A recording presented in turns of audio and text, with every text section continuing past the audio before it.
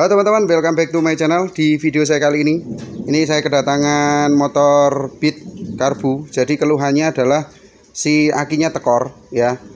Kondisinya si akinya tekor, sering tekor terus ya. Tapi ini kondisi motor tetap nyala, walaupun diengkol tetap nyala ya. Berarti kan pengisiannya normal ya. Jadi kalau misalnya dia nggak ada pengisian, otomatis motor mati. Wah, aki tekor pasti akan mati karena pengapian motor Beat ini kan pakai DC ya. Kalau misalnya nggak ada pengisian pasti dia akan mati. Nah, ini motor hidup tapi dia kok kondisinya akinya tetap tekor ya, tetap tekor. Nah, nanti saya akan kasih tahu di video saya kali ini. Tapi sebelum kita lanjut, bagi teman-teman yang belum subscribe, silahkan subscribe terlebih dahulu supaya channel ini makin berkembang dan bisa memberikan informasi tentang teknik otomotif ke teman-teman semua. Oke, jadi seperti ini ya. Kita akan periksa dulu, kita akan nyalakan, kita akan periksa dulu kondisi pengisiannya ada atau enggak ya. Kita akan cek dulu. Oke, ini kita akan nyalakan dulu motornya. Ini karena kondisi akinya tekor, jadi kita pakai engkol aja. Kita nyalakan dulu.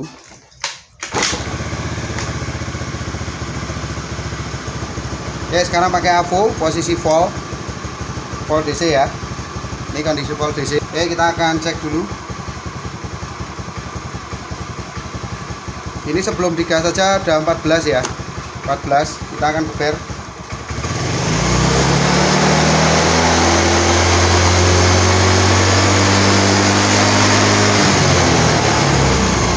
Sampai 18. Nah, oke. Nah, itu tadi sampai 18 volt, berarti kan overcharger ya. Kalau overcharger itu aki juga akan tekor karena terlalu berlebih ya, kapasitasnya terlalu berlebih. Dan ini kita akan cek dulu karena overcharger itu biasanya ada masalah dari kiprok ataupun dari kabel massa yang ada di kiprok. Kalau kabel massanya jelek, dia pasti juga akan overcharger. Oke, kita akan cek dulu. Untuk motor Beat, kiproknya ada di sebelah kanan ya. Kita harus buka cover body. Nah, ini kebetulan kiproknya pakai yang WKWK ya. Nih, pakai bukan yang original. Ini pakai yang KW. Ini pakai KW, karena kalau pakai KW biasanya gampang overcharger ya. Oke, kita akan cek dulu. Tapi sebelum diganti kiprok, kita harus cek dulu kondisi massa yang masuk ke kiprok ya. Oke, kita copot soket dulu. Wah. Oke, untuk massa di kiprok ini warnanya hijau. Pastikan dulu sebelum diganti kiproknya, pastikan dulu massanya bagus atau enggak. Kenapa saya bilang massanya bagus atau enggak? Karena ketika massanya ini jelek atau putus, ini juga bisa bikin overcharger. Kenapa? Karena si kiprok ini kan ada dua komponen ya, resistor sama dioda ya. Kalau dioda kan untuk penyearah, kalau resistor untuk penstabil arus ya. Jadi ketika ada arus berlebih, dia akan dibuang. Buangnya kemana ya? Ke massa ini. Tapi kalau massanya jelek, otomatis tidak akan dibuang, langsung ngalir terus saja ya. Jadi seperti itu. Oke, kita akan periksa dulu. Yang pertama adalah kita cek dulu kondisi kabel massanya dulu. Oke, kalau ngecek kabel massa, kalau teman-teman punya AVO, pakai AVO. Ini posisi ohm ya. Jadi kita mau cek tahanannya. Oke, kita akan cek dulu kabel hijau. Oke, sama massa mana aja terserah. Ini kita ambil massa body.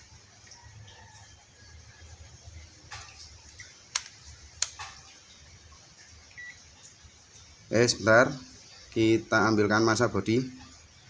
Nah, ini kondisi dia nyambung ya, berarti normal kondisi massanya. Kalaupun misalnya nggak punya AVO gampang caranya. Oke, saya kasih tahu. Oke, kalau misalnya nggak punya AVO, pakai bohlam aja. Ini pakai bohlam. Ini satu ke sini ya, ke warna hijau. Oke, kita colok ke warna hijau. Ini satu saya tempel di sini ya. Terus kita kasih arus, kita kasih aki. Nah, dia nyala. Kita kasih arus, kita kasih aki. Ini nyala. Nah, berarti kondisi massanya bagus. Kalau seandainya teman-teman di rumah tidak punya AVO ya, ngeceknya seperti ini, berarti kondisi massanya bagus.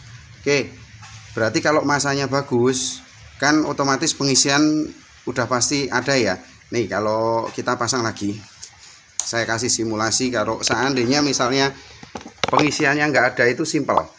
Kita akan nyalakan dulu motornya. kita copot salah satu terminal kabel aki, yang positif atau negatif terserah, sama aja. Kita lepas.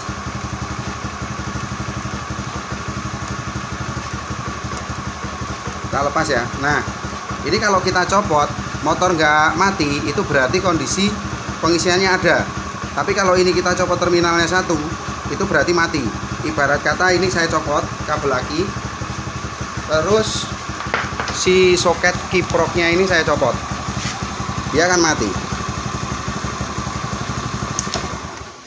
Nah, seperti itu. Ibarat kata tidak ada pengisian, itu seperti itu tadi. Ini saya copot, nggak ada pengisian.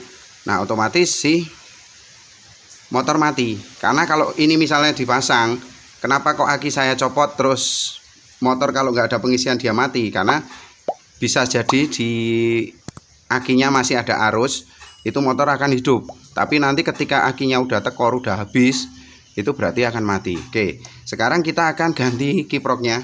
Kita pakai yang ori ya. Saya pakai kiprok yang masih bagus, nanti saya akan ganti. Oke, kita ganti kiprok nih ya. Ini original dan masih bagus. Kita akan coba, kita akan pasang. Kita akan cek dulu pengisiannya ya. Oke, tadi kiprok udah saya ganti, si akinya juga sudah saya ganti ya. Nanti kita akan cek pengisiannya. Ini posisi volt ya, volt DC. Oke, kita akan tes dulu.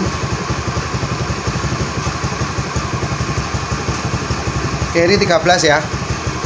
Kelihatan ya teman-teman, 13 ya. Kita keber.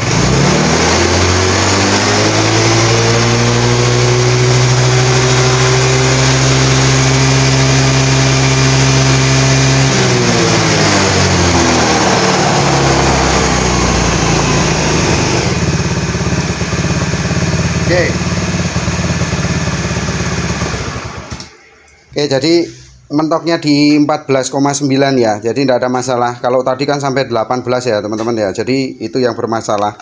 Jadi masalahnya adalah di sini kiprok.